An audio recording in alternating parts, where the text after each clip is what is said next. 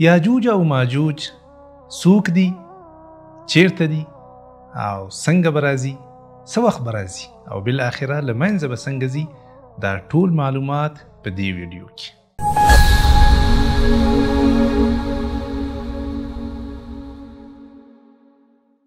یاجوج او ماجوج دا انسانان دي زمونږ او ستاسو په څیر باندې.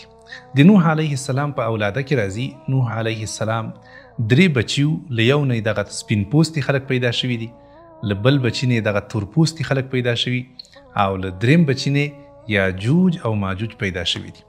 یاجوج او ماجوج ځینې خلک فکر کوي چې دا حیوانات دي یا دا ځناور دي یا څه عجیبه غوندې مخلوقات دي. نه، یاجوج او ماجوج انسانان دي، خو دومره ده چې په تاریخ کې خطرناکترین انسانان تیر شوي دي، ظالمترین انسانان تیر شوي دي، سخت ظالمان، سخت شریر او فسادګر خلک تیر شوي دي. دوی په مشرق کې، مشرق طرف ته په یو ځای کې اوسېدل.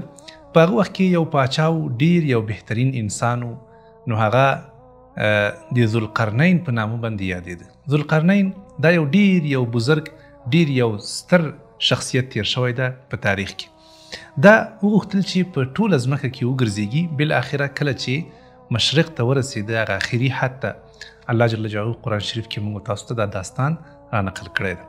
الله جل جلاله فرمایي حتی اذا بلغ بین السدین، وایي تر دې پورې چې دا ذوالقرنین ورسېده د 2 غرونو ترمنځ، یعنې د مشرق طرف ته آخري حد ته چې ورسېده نو هلته 2 غرونه.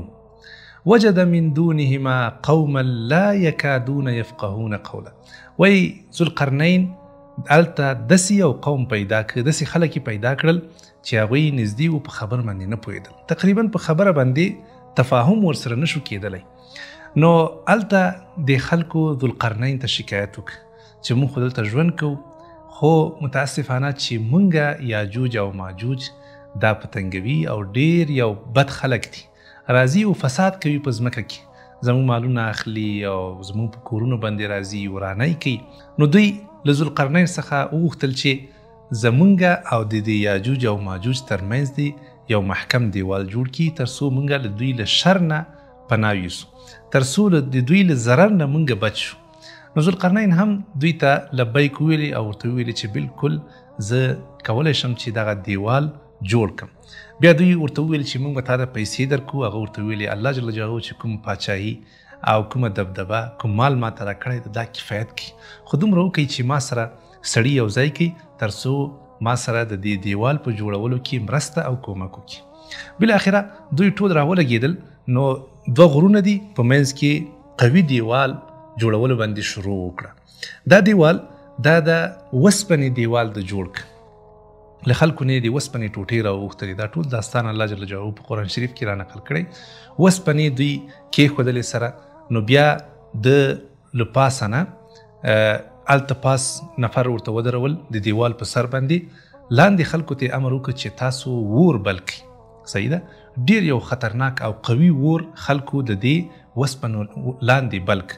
کله چې دا وسپنو لاندې اور بل کړ نو له پاسه نه دوی مس ویلې کړي وو، هغه یې پرې راتوی کړ.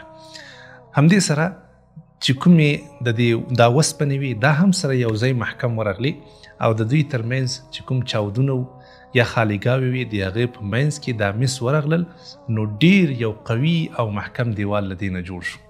بیا چې کله د دې دیوال ته وکتل نو د الله جل جلاله شکر ادا کوي، ویلي قال هذا رحمة من ربي فإذا جاء وعد ربي جعله دكاء وكان وعد ربي حقا.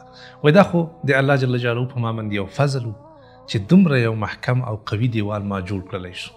په همدې سره د دې یاجوجو او ماجوجو هغه مخه ډب شوه، او دا وویلې وای کله چې د الله جل جلاله خوښه وسي او کله چې قیامت را نږدې شي او د الله جل جلاله اراده راشي، نو په هغه وخت کې به الله جل جلاله دا دیوال بیا دړې وړې کړي او ختم به کړي. یعنې دا دومره قوي محکم دیوال دا ما د الله په فضل باندې جوړ کړ، خو چې کله د الله جل جلاله وغواړي نو دا دیوال به له منځه ویسي.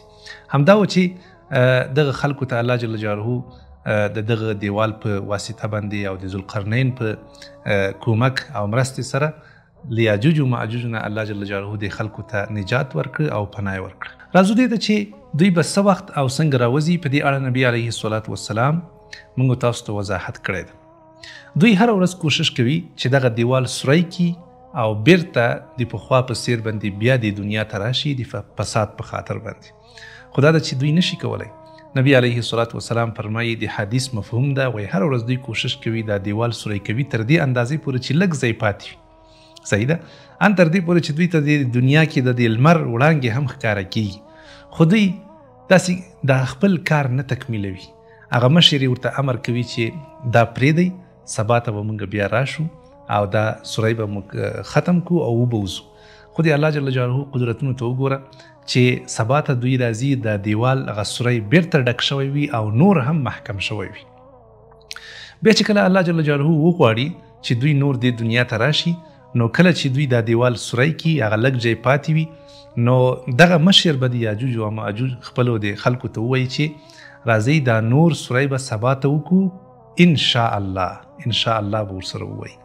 همدا ده چې کله دوی سبا ته راځي نو هغه لږ معمولي ځای پاتې وي، نو هغه ځای به دوی سوری کی او بالاخره دنیا ته به را روان شي. دا د دوی د راتګ قصه ده. دا په هغه وخت کې به راځي چې کله به قیامت را نږدې کیږي او د دجال لکه څرنګه چې د دجال راتګ د قیامت له لویو علاماتو څخه یوه نښه ده، همدارنګه دغه یاجوج او ماجوج راتګ هم د قیامت له لویو نښو څخه یوه نښه ده. نو د دوی راوتل په حقیقت کې د قیامت د رانږدې کېدو یوه نښه ده. مطلب دا ده چې قیامت ډېر رانږدې شوی ده، نو عیسی علیه السلام به هم په هغه وخت کې ژوندی وي. یعنی د دوی راتګ د عیسی علیه السلام له راتګ نه بعد به کیږي. نبی علیه السلام هم موږ تاسو ته د دوی نښې نښانې بیان کړي دي. په یو حدیث کې راځي نبی علیه السلام فرمایي وایي د دوی دا مخونه به پلن وي لکه د ډال په څیر، او سترګې به یې وړې وي داسې ورننوتلې به وي، او ویښتان به هم تور وي خو سور رنګ ته به ورته وي. صحیح ده؟ دغه مشهوري علامې دي چې نبی علیه السلام په حدیث کې موږ تاسو ته وضاحت را کړی ده. دوی به دومره زیات وي، دومره زیات به وي چې دا ټوله دنیا به د دوی له راتګ څخه ډکه وي. الله جل جلاله په قرآن شریف کې هم فرمایي وهم من کل حدب ینسلون. دوی به له هرې طرف نه له هرې خوا نه همداسې را روان وي، سم لکه داسې سیلاو غوندې. صحیح ده؟ سبحان الله. کله چې دوی هغه دیوال سوری کی د دوی دا تعداد به دومره ډیر وي چې ټوله دنیا به د دوی له مقابلې څخه عاجزه وي. اخرنۍ خبره دا ده چې دوی به څرنګه له منځه ځي. دوی به په دومره ډیر تعداد سره راوتلي وي چې په هر ځای کې به خلک ترنه پټېږي، خلک به ترنه ویریږي او د دوی له مقابلې څخه به عاجزه وي. د دوی یو خو به تعداد ډیر زیات وي او بل به ډیر زیات زورور وي. یعنی په دې ځمکه کې به فساد او ویره دومره زیاته شي چې ټول خلک به په خپلو کلاګانو کې په خپلو کورونو کې ترنه پټېږي. صحیح شوه؟ تر دې اندازې پورې د دوی په مقابل کې به هیڅوک هم د ودرېدو نه وي. بیا به دوی ووایي چې قهرنا اهل الارض وعلونا اهل السماء. په دې وخت کې به دوی خپل هغه دوی سره کوم غشي دي یا نیزې دي هغه به پورته د آسمان طرف ته هم خوسې کړي. نو الله جل جلاله به دغه نیزې او دغه چې کوم د دوی دغه غشي دي دا به بیرته په داسې حالت کې راوغورځوي چې تک سره به وي، په وینو باندې به ککړ وي. نو دوی به ووایي چې مونږ خو دغه څومره خلک چې د ځمکې والا دي او په ځمکه کې څومره خلک دي په دوی خو غالب شو، خو اوس هم زور حتی د اسمان والاو سره هم برابر کړ. مونږ حتی خپل زور کې تر اسمان والاو پورې هم ورسېدو، هغوی هم اوس له مونږ نه نشي خلاصېدلی. په دې وخت کې به الله جل جلاله عیسی علیه السلام ته وحی وکړي چې ما داسې خلک رالیږلي دي په دې دنیا کې چې په مقابل کې څوک نشي ودرېدلی. نو ټول خلک ورنه په ویره کې به وي، هیڅوک په هم مخې ته نشي ورتللی. نو بیا به عیسی علیه السلام ته الله جل جلاله ووایي چې ته دغه زما بندگان یو خاص ځای ته ویسه، یو غره ته ویسه. نو هلته به دوی ټول پټ وي، هلته به وي. بیا به الله جل جلاله په دغه یاجوج او ماجوج باندې داسې یو عذاب راولي چې یو چونجی به پیدا کړي الله جل جلاله د دوی په دې سټونو کې. یو چونجی به پیدا کړي او د دغه مرض له وجې نه به ټول همداسې مړه شي او وبه غورځېږي. ډېر وخت به تېر شي، په دنیا کې به دا غوغا، چیغې او دا وهم دا به ختم شي. بیا به هغه مسلمانان چې هلته پټ دي هغوی به دا ووایي چې دا څه خبره وشوه، آخر دا خبره څه شی ده، راځئ چې معلوم کړو. بالاخره یو نفر به له خپل ځان نه تېر شي او به وایي چې زه ورځم او له خپل ژوند نه تېر یم وبه ګورم چې څه حال ده په دنیا کې. چې کله دی راکته شي او وګوري چې ټوله ځمکه به له دوی نه ډکه وي او ټول به پراته وي او مړه به وي.